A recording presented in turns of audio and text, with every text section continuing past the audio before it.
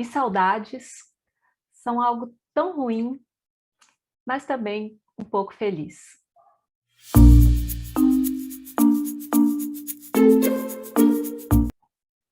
Olá, pessoal! Esse é o Verso em Prosa de hoje. Nós vamos conversar sobre um livro que engana. Ele é pequenininho, mas de uma profundidade significativa. Trata-se da obra Uma Certa História de Amor, da autora italiana Milena Agos. Mas antes da gente conversar um pouquinho mais sobre esse livro, os velhos recados.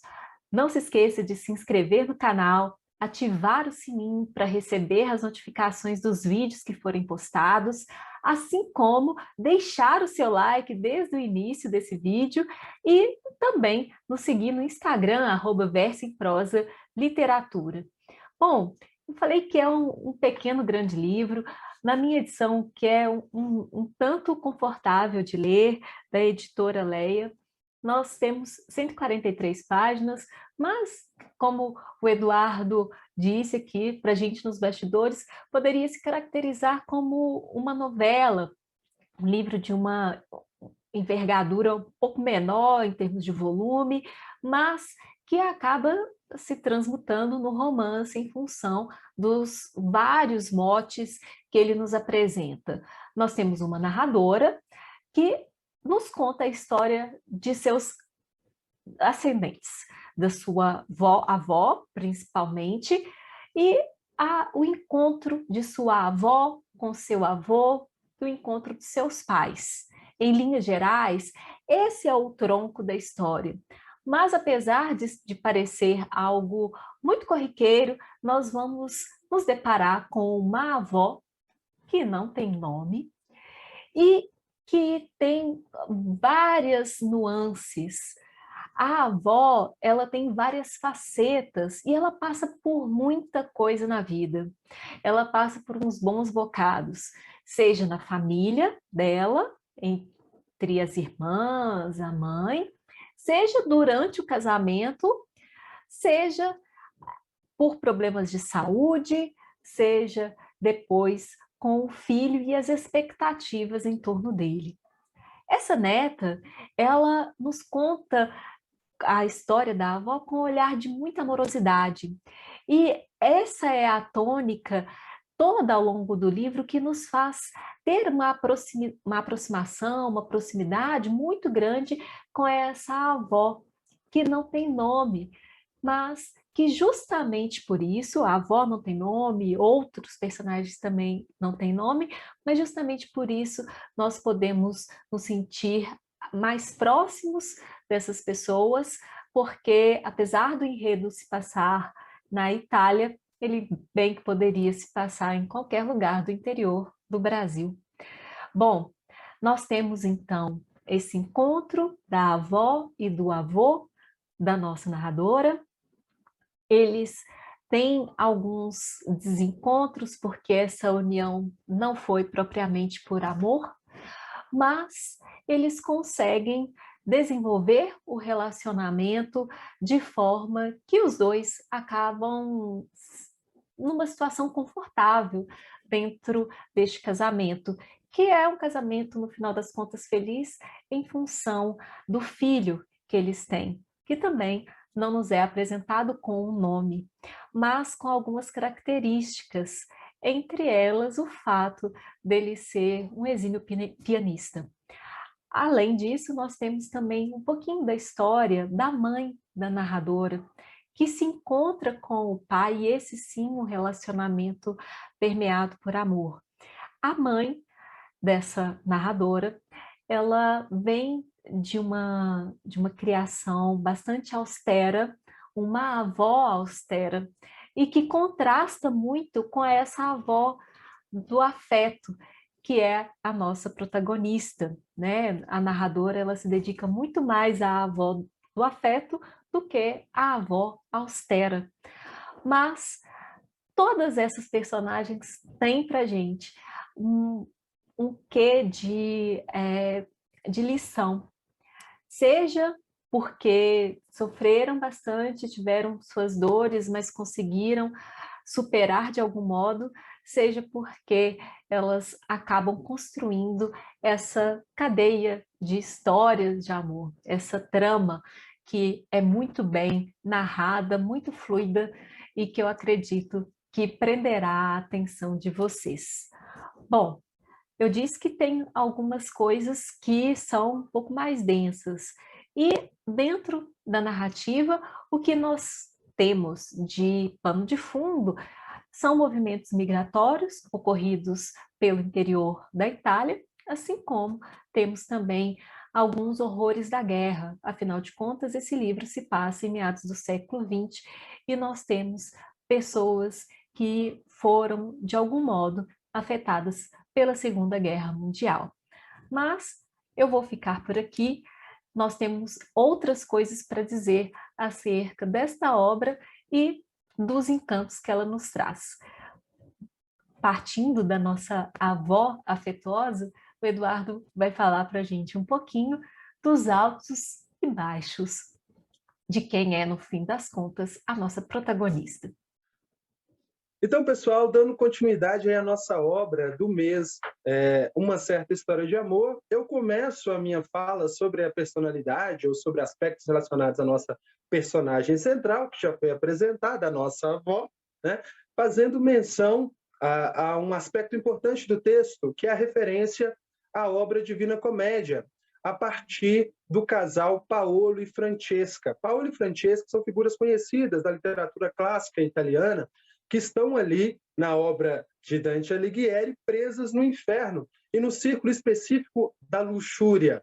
E a luxúria, como todos nós sabemos, ou temos um conhecimento básico sobre isso, é o pecado daqueles que amam demais, o pecado da carne, o pecado do desejo, mas luxúria também remete a uma ideia de deslocamento, né? Daquele que não se encaixa em determinados padrões, né? Em função exatamente dessa noção de um excesso. E a nossa personagem central é uma figura de certos excessos.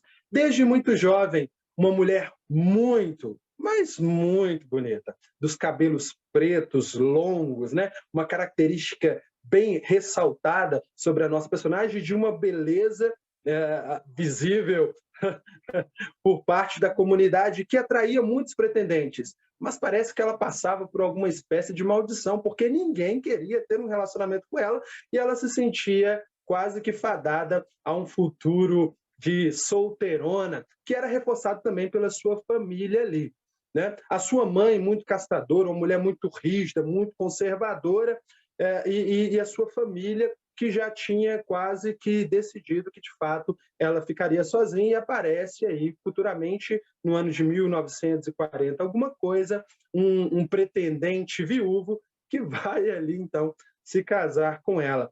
Mas, enfim, a nossa personagem, para entender um pouco melhor sobre ela, é necessário a gente ter alguns aspectos sobre ela. O primeiro que a gente pode acentuar é esse estigma da loucura. Desde muito jovem, né, ela era tida como louca, né? E ela vai atravessar a sua vida com essa marca da loucura. Em alguns momentos se sugere, inclusive, a tentativa de suicídio, alguma coisa nesse sentido do texto. Então, esse é um ponto específico para a gente poder entender mais da nossa personagem. Outro aspecto interessante é o desejo de ser mãe, né? Ela é marcada por muitos abortos ali, até o momento, pelo menos pelo que eu me lembro, porque a narrativa, como já foi apontado pela Bárbara, ela faz muitos deslocamentos, né, dentro do texto, que vai gerando uma certa confusão de quem é quem, em que momento acontecem certas coisas, que ela encontra o famoso veterano ali, que vai ser uma espécie de divisor de águas da vida dela, em que ela vai mudar a sua postura em relação, inclusive, ao seu marido, que tinha uma relação mais fraternal, né? E aí, a partir de determinados fatos, começam a acontecer certas coisas. Se você não leu, leia o texto. É bem interessante, porque nos pega de surpresa pelas descrições, porque ela faz uma espécie de propósito, né? De proposta ao seu marido, que teve um passado lá, digamos, mais chegado ao baixo meretrício, né? As casas de tolerância, e ela faz uma proposta, que ela seria aquela que iria saciar todos os desejos de seu marido, e inclusive ele poderia economizar o dinheiro para comprar fumo para o seu cachimbo. Então, é um aspecto interessante do texto. Outro aspecto bacana é quando ela se torna mãe, né? Ela realiza, de fato, um sonho ou um desejo, né? Afinal de contas, marcado pela frustração dos abortos passados, e esse filho é o pai da nossa narradora, né? Aquela que vai contar a história da sua avó. E como já foi apontado pela Bárbara, com uma empatia muito grande, com uma afetividade muito grande, sem um pré-julgamento, né? Sem uma condenação ali. Ela vai contar sobre a história de sua avó e as vivências de sua avó, e como a sua avó, dentro daquele contexto familiar, social, de tantos estigmas, como que ela conseguiu dar vazão a certos desejos, né? A certas questões que permeavam a vida dela, inclusive, no meu caso, sendo da letras, através da escrita, através de uma espécie de diário, em que ela ali colocava muitas dessas coisas que ela não podia dizer, né? Afinal de contas, como já foi comentado, uma família extremamente caçadora, conservadora, irmãs com uma certa inveja em relação a ela, enfim. Né? Outro aspecto também que eu acho interessante de se pontuar dessa história é essa ideia de quebra de tabus, né? De quebra de tabus. Como eu falei para vocês, e eu já fiz aí uma provocação para que você leia o texto, como eu falei, na narrativa existem alguns momentos em que pega esse leitor um pouco de surpresa, porque nós estamos num fluxo narrativo de relação, né, neta, avó, relacionamento entre eles, e de repente vem certas descrições que são quebras de tabus, né? Afinal de contas, a gente nunca pensa que a nossa avó seria capaz de fazer o que aquela senhora fez, né? Da forma como aquela senhora fez. Então, eu acho que é um texto muito interessante, inclusive também em relação à outra avó, né? Em relação à outra avó. Então, fica aí o convite para a gente poder entender um pouco sobre esses perfis femininos dentro dessa história, dentro dessa narrativa, né? Desses não enquadramentos, dessas não caixinhas aí, e entender um pouco também dos excessos. O excesso também faz parte da vida, o excesso também faz parte de cada um de nós, né? Então, fica aí, mais uma vez, reiterado o convite para se ler Uma Certa História de Amor. Então, pessoal, dando continuidade à nossa prosa sobre uma história de amor, eu vou falar sobre as duas avós. Nós temos uma avó paterna, que é a protagonista, que é uma avó maternal, que cuida, que tem um ótimo relacionamento com a sua neta, que é a narradora. E é muito lindo ver as duas, uma cuida da outra, uma admira a outra. E eu confesso que eu lembrei muito da minha avó materna.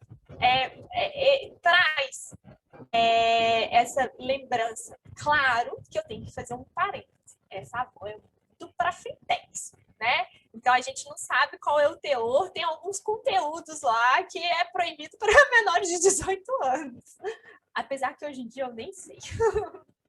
Agora, a outra avó, a avó materna, conhecida como Dona Lia, era totalmente seca, afastada. Não tinha menor carinho, não tinha menor traquejo com a sua neta. E num certo momento, eu confesso que aí eu lembrei da minha avó paterna. Também que ela falava, eu não gosto muito de neto. Esse negócio não dá muito certo. E aí, essa sensação que a gente tem. E eu confesso que eu comecei a ficar com raiva dela também, porque me remeteu ao que eu já vivi. Só que quando a gente vai entender a vida dessa avó paterna, a vida dessa avó materna, da Dona Lia, a gente vê que ela não pode dar amor porque ela não recebeu. Ela saiu fugida da casa porque ela engravidou. Ela era de uma família super rica e que os irmãos preferiam que ela tivesse morrido. E nesse vai dar amor para uma neta? Como ela vai dar amor para sua filha? Ela não soube, ela não recebeu. No momento que ela mais precisava, ela não teve. Então, hoje, né, após ter concluído a leitura, eu consigo ter um olhar caridoso por essa avó que gera repugnância, que dá raiva. A gente consegue, ela não pode dar o que não recebeu. Então, essas foram as minhas inquietudes, as minhas reflexões com relação a essas duas avós. Flávia, fala um pouquinho pra gente dos pais dessa nossa narradora. Não raro, os pais passam, ainda que de forma inconsciente, os traumas, as atitudes nocivas e até os medos psicológicos mais profundos dos seus filhos. É uma tendência quase que natural. Eu aposto que você já sentiu isso. Muitas vezes a gente se pega cometendo atitudes ou falando coisas que a gente critica tanto nos nossos pais, nos nossos avós, ou naquelas pessoas que diretamente contribuíram para a nossa criação. Mas essa história, quando a gente olha para os pais da narradora e para a narradora, supera esse ponto. A narradora, que é neta da nossa protagonista, me parece uma mulher muito bem resolvida, equilibrada emocionalmente. E o ponto que mais me chama a atenção é que ela conta a história da avó com muito orgulho. Ela fala sobre a trajetória da avó com muito carinho, o que difere muito de toda a família da avó e das pessoas que estavam ali ao redor naquela sociedade. E aproxima um pouco da ideia dos pais. E aqui eu quero destacar justamente esse ponto. O fato dos pais da narradora serem pessoas aparentemente amorosas em relação à filha, no sentido de equilíbrio emocional também. Eles não carregaram os traumas da família, tanto da avó, né, a avó paterna, quanto da avó materna. Eles não carregaram nenhum tipo de trauma para a vida de casal deles e também para a criação da própria filha. E isso é um desafio muito grande. Claro que há várias formas de interpretar o livro. Nos bastidores a gente estava conversando, cada uma teve uma visão. Mas uma possibilidade de interpretação para explicar esse fenômeno, que é o ponto que eu tive, né, a forma como que eu interpretei, é a importância da arte na vida da pessoa. E aqui foi a beleza do livro, que eu enxerguei a possibilidade de arte como forma de resgate da saúde psicológica, da inteligência emocional de uma família. E aqui, seja qual for o tipo de arte, né? No caso dos pais da narradora, eles tinham um contato muito forte com a música. Inclusive, o pai era um profissional, né? Um pianista.